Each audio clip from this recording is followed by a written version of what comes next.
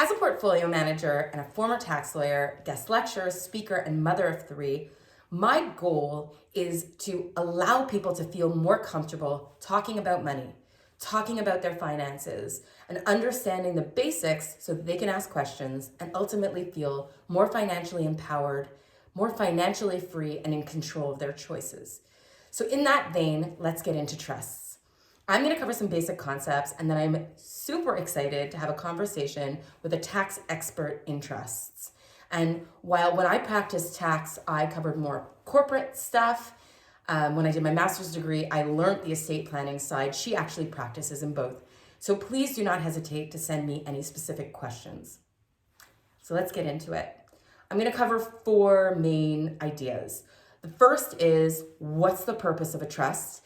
Secondly, what are the main kinds of trusts? How do you create a trust? And finally, some tax ideas or tax concepts.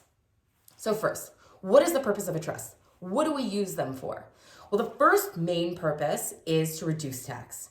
So the idea is a settlor or a transferor transfers property into a trust so that when income is paid out of that trust, it's paid out into the hands of people who are taxed at a lower rate than the original person. Now I'm going to elaborate on this later. Second main purpose is to restrict the use of the property. So it might be that a person could not handle getting the property outright, or it might be that the settler doesn't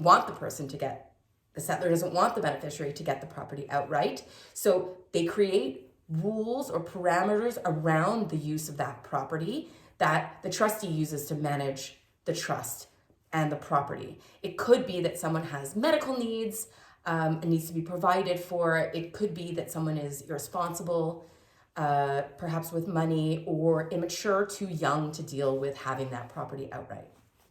So second, the 2 main types of trusts are, and we talked about this before, but they are inter vivos trusts that are created while a person is alive, alive, and testamentary trusts that are created when a person dies upon death through the will.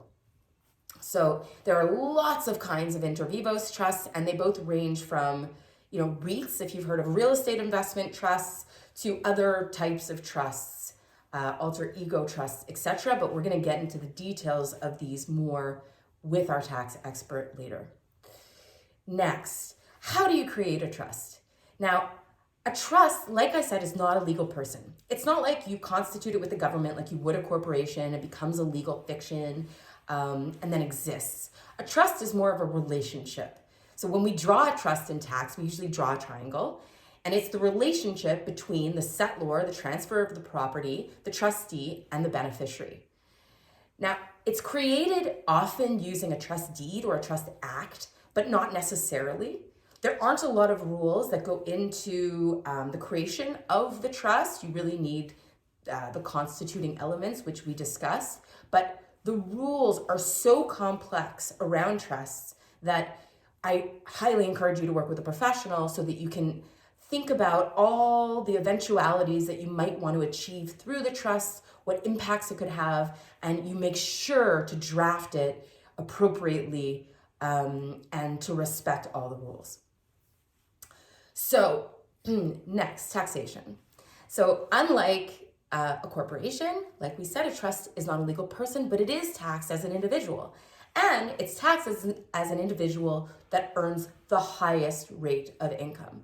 So a trust is taxed at the highest rate. Now, there are exceptions, like a testamentary trust for a limited period of time isn't only taxed at the highest rate. It can be subject to progressive rates. But generally speaking, a trust is taxed at the highest rate, and that's why we rarely leave income inside a trust. We often pay it out to beneficiaries, again, ideally who are in lower tax brackets, so subject to lower levels of tax. Now, there are really complex rules called attribution rules that prevent doing this in many circumstances and prevent doing it inappropriately. It used to be a lot easier to use trusts for income splitting, but it isn't anymore. So again, speak to a professional. Make sure you speak to a professional when you're setting up and trying to use a trust. But there are uses for family trusts. They can be extremely useful in estate planning. And we covered estate freezes in our preferred share videos.